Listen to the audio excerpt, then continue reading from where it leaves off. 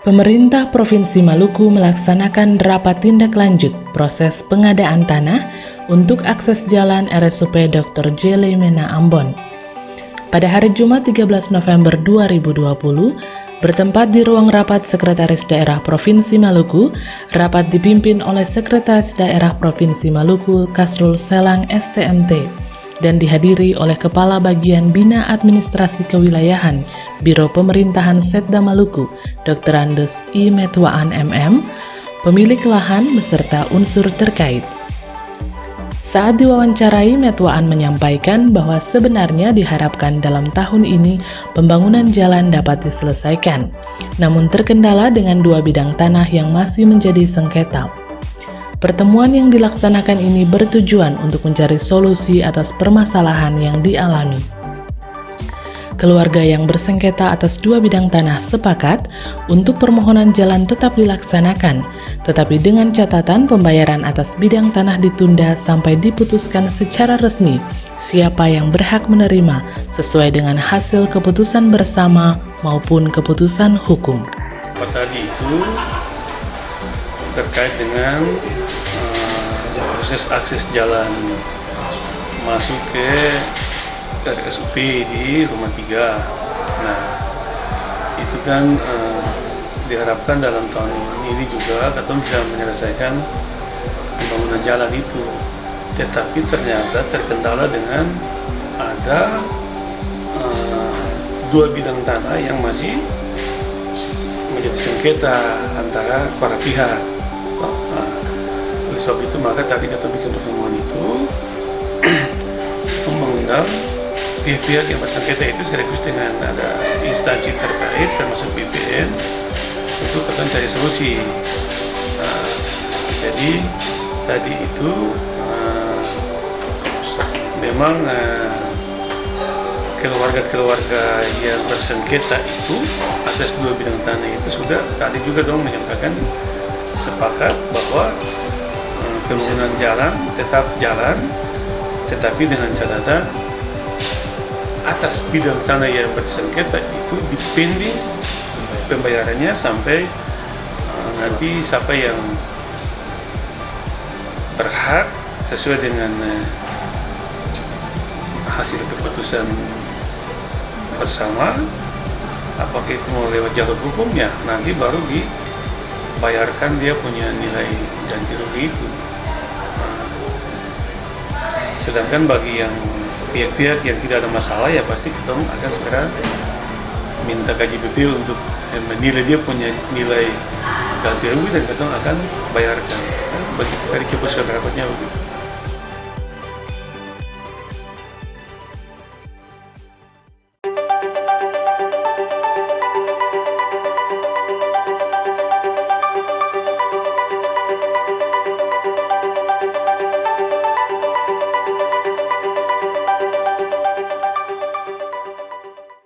Latihan simulasi pengamanan VVIP Koarmada 3 kembali dilaksanakan pada hari Jumat 13 November 2020 bertempat di Pangkalan TNI Angkatan Laut 9 Ambon.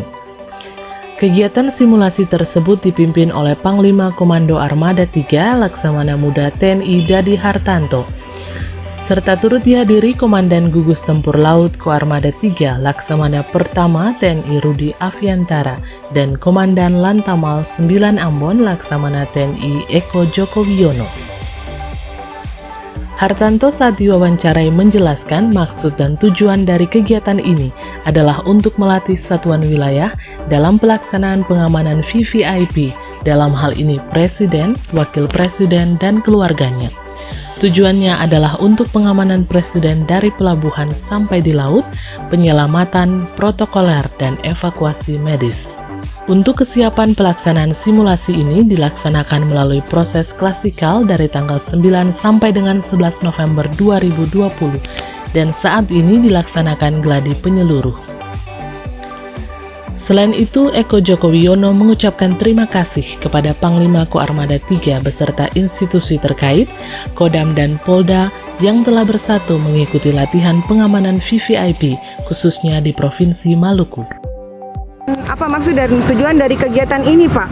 Baik, para wartawan, maksud maksud dan tujuan dari latihan ini adalah untuk melatih satuan kewilayahan dalam melaksanakan pengamanan VVIP, dalam hal ini Presiden, Wakil Presiden, dan keluarganya di Satuan Komando Wilayah Armada 3 yaitu Lantamal 9. Jadi tujuannya adalah untuk pengamanan Presiden di dermaga atau pelabuhan sampai di laut, kemudian penyelamatan Presiden, kemudian protokoler dan evakuasi medis tadi menggunakan helikopter. Sekaligus tadi yang dilihat adalah food security atau pengamanan makanan. Demikian. Oke, sebelum kegiatan dimulai kesiapannya bagaimana Pak? Kesiapannya? Ya. Kesiapannya kita melalui proses klasikal, ya. Klasikal mulai tanggal 9, 10, kemudian 11, 12 melaksanakan gladi taktis. Sekarang kita melaksanakan gladi keseluruhan. Oke, mungkin harapan dari kegiatan di sini Pak. Harapan dari ini ya satuan kewilayahan saya, Armada 3 dalam ini Lantamal 9 harus siap untuk melaksanakan pengamanan VVIP kapanpun Presiden datang di wilayah Armada 3 atau di Lantamal 9. Oke Pak, mungkin Pak bisa tambahkan terkait dengan kegiatan hari ini. Iya Pak. Terima kasih. Apa yang disampaikan oleh Bapak Panglima saya kira sudah jelas semuanya, dan kita khususnya di Lantamal 9 memang dilatih untuk itu, dan kami berterima kasih pada Bapak Panglima, juga kepada institusi-institusi yang telah mendukung seperti Kodam, Polda yang telah bersatu untuk mengikuti latihan pengamanan VVIP khususnya di Provinsi Maluku ini.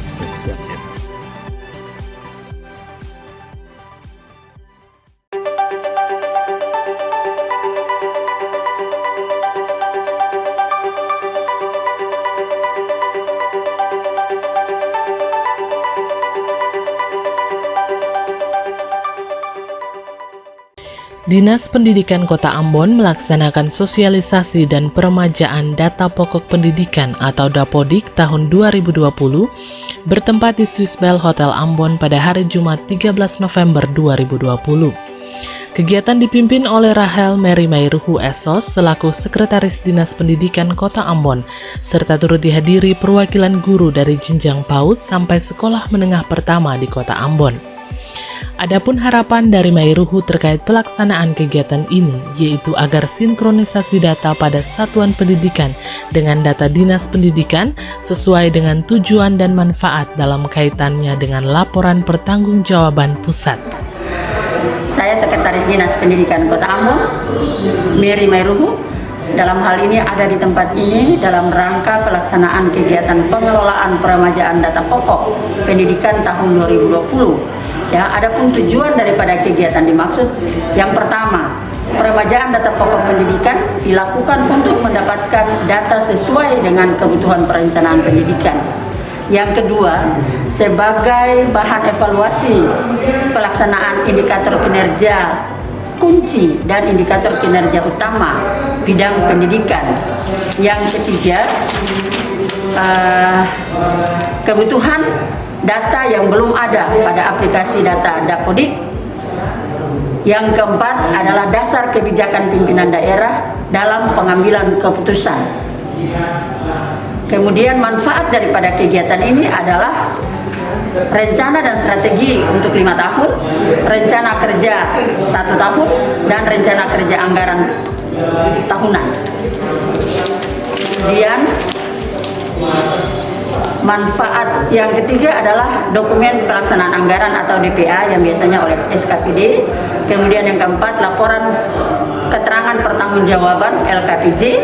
Yang kelima adalah laporan penyelenggaraan pemerintah daerah atau LPPD. Dan yang keenam adalah laporan akuntabilitas kinerja instansi pemerintah. Dan yang ketujuh, standar pelayanan minimal atau SPM pada Dinas Pendidikan Kota Ambon.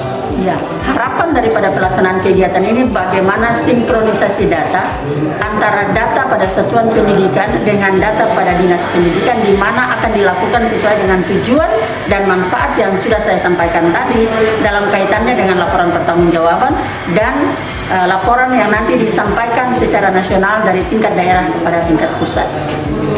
Data yang kami harapkan adalah data ini harus tersinkron dengan data Dapodik, sehingga data yang kami pakai adalah data yang benar-benar akurat untuk dijadikan sebagai bahan pertimbangan dalam penyusunan rencana kerja tahun ke depan.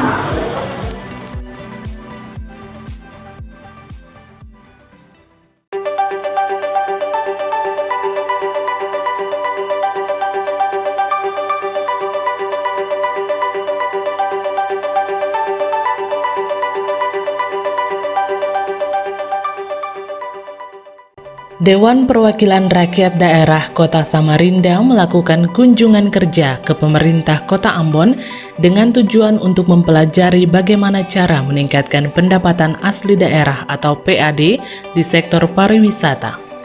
Doni Sinatra Ginting, anggota Komisi 1 DPRD Kota Samarinda, dalam konferensi persnya mengatakan, DPRD Kota Samarinda ingin belajar bagaimana cara meningkatkan pendapatan asli daerah melalui sektor pariwisata. Seperti diketahui, di Samarinda terdapat banyak sungai, sedangkan di Kota Ambon dikelilingi oleh laut. Di sini DPRD Kota Samarinda akan belajar bagaimana caranya mengeksplor sungai menjadi sektor pariwisata. Destinasi pariwisata laut di Kota Ambon adalah sesuatu yang tersembunyi, dan DPRD Samarinda juga akan membantu mempromosikan pariwisata yang ada di Kota Ambon.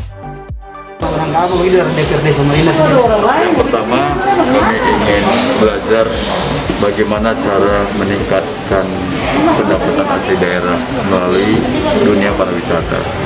Dunianya agak berbeda. Kalau di Kota Samarinda kita ada sungai, kalau di sini kita ada laut.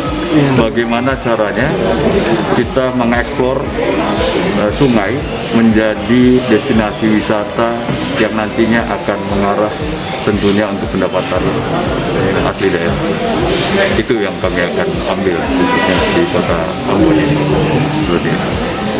Kira-kira apa kelebihan yang dilihat dari Ambon sehingga perlu untuk dijadikan pilot gitu bagi DPRD Samarinda sendiri?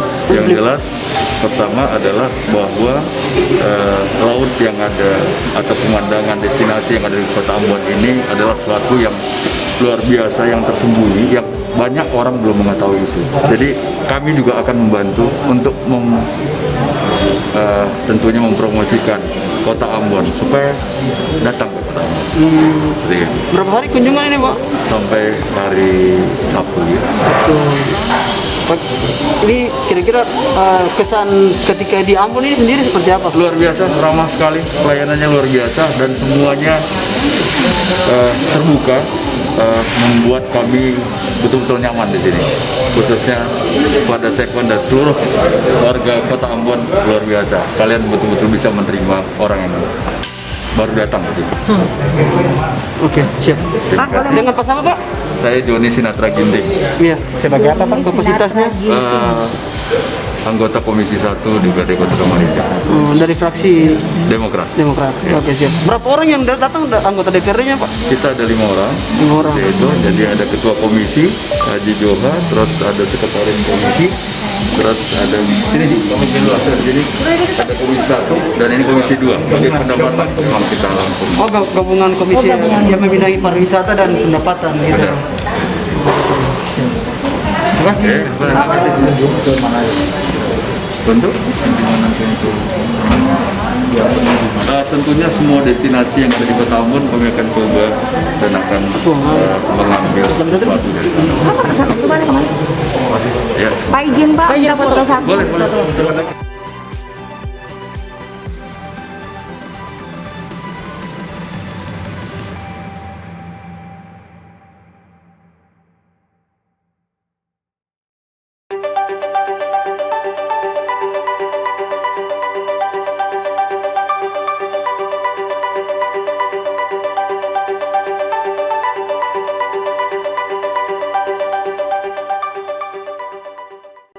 Dua pasien terkonfirmasi positif COVID-19 meninggal di RSUD Dr. M. Haulusi, Ambon. Kedua pasien tersebut yakni berinisial EKK, laki-laki berusia 56 tahun, dan JK, perempuan berusia 52 tahun. Keduanya berasal dari Kota Ambon. Penghormatan terakhir dilaksanakan aparatur sipil negara pemerintah Kota Ambon yang diberikan kepada almarhum EKK selaku Kepala Bidang Perencanaan Infrastruktur dan Pengembangan Wilayah Badan Perencanaan Pembangunan Penelitian dan Pengembangan Daerah Kota Ambon ketika iringan mobil jenazah melewati Balai Kota Ambon. Penghormatan terakhir tersebut dipimpin langsung oleh Wali Kota Ambon Richard Lohena Pesi. Prosesi pemakaman dilaksanakan pada pukul 16.45 waktu Indonesia Timur dan disaksikan oleh pihak keluarga. Tim relawan yang bertugas adalah tim Palang Merah Indonesia Provinsi Maluku. Sementara itu, proses pemulasaran almarhumah JK dilaksanakan di RSUD Dr. M. Haulusi. Jenazah meninggalkan RSUD Dr. M. Haulusi pada pukul 18.50 waktu Indonesia Timur. Penghormatan terakhir kepada almarhumah dipimpin oleh pejabat kantor wilayah Kementerian Agama Provinsi Maluku dan doa pelepasan dilayani oleh pendeta dari Gereja Protestan Maluku. COVID itu kan dia menurun masif sekali, ya. Tingkat terkonfirmasi itu kecil, tapi yang sembuh juga cukup tinggi. Ya, cuma memang hari ini kan ada 2 yang meninggal lagi. Nah, kalau yang meninggal, dia akan berpengaruh terhadap skor. Walaupun tingkat kesembuhannya itu signifikan, kemudian terkonfirmasinya juga relatif kecil, tapi kalau tingkat kematian itu masih tinggi, ya, nah itu akan berpengaruh sekali terhadap skor kita. Kita sudah ada di zona orange, tapi kita punya nilai itu sudah tembus 2, sekian, ya. Nah, saya berharap betul supaya kita imbangi lagi dengan tingkat kesembuhan, supaya dia bisa betul-betul berdampak terhadap naiknya nilai skor buat Pemkotnya. Nah, hari ini kan kita kehilangan salah satu staf, ya, staf yang betul-betul dedikasinya luar biasa, kepala bidang pada Bapeda, ya, kota, ya. Nah, memang saya betul-betul juga prihatin karena yang bersangkutan itu kurang lebih 2 minggu, ya, dirawat di rumah dan beliau tidak yakin bahwa beliau itu COVID, ya. Tapi setelah beliau mulai terindikasi sesak nafas, nah, baru mulai dibawa ke rumah sakit. Jadi waktu dibawa ke rumah sakit lagi, itu tingkat oksigen dalam dirinya itu sudah relatif rendah, ya. Kalau menurut dokter itu kan kurang lebih dia 90 ya, 90% gitu. Tapi ini dia sudah 60/70, jadi sudah cukup rendah, ya. Oleh karena itu ya terlambat. Ini pembelajarannya luar biasa buat kita untuk tidak lalai. Kalau ada indikasi itu harus segera itu ke rumah sakit supaya bisa dikonfirmasi, ya. Nah, dan seluruh mekanisme sudah kita laksanakan itu secara protap, ya, baik rapidnya maupun itu. Jadi karena beliau itu pejabat di Bapeda, nah besok itu seluruh staf Bapeda itu harus swab seluruh, ya, staf Bapeda itu baru swab. Jadi Bapeda itu untuk sementara dia tutup kantornya, lalu disinfektan, kemudian seluruh pegawai itu akan swab. Nah, untuk beberapa hari kita tunggu hasilnya, ya. Mungkin besok, Sabtu, Minggu, ya Senin, Selasa mungkin sudah ada hasilnya, baru kita lihat lagi. Jadi mereka semua nanti staf Bapeda itu kerja di rumah. Untuk itu.